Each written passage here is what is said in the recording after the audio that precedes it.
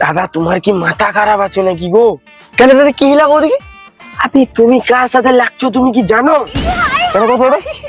আগে সে হইলে কিসেড়ি থানার আইসির বেটা। আরে দাদা আমি তো আগে জানিনি, আমি কি করবো অথবা? কি করবো বলতে আমি মীমাংসা করে দিতে পারি। আরে দাদা তুমি দাদা মীমাংসা করি তো যা করতে হবে তা করো, তুমি বলো আমাকে কি করতে হবে। আচ্ছা দাদা তুমি চিন্তা করোনি, আমি সেটা ম্যানেজ করে নিব, আচ্ছা কিন্তু 1000-2000 টাকা লাগবে। দাদা আমি তো অনেক গরিব লোক দাদা, অমনিকে গাড়িটা 3 দিন আগে কিনছি, 1000-2 টাকা দাদা ওখানে 500 টাকা আছে।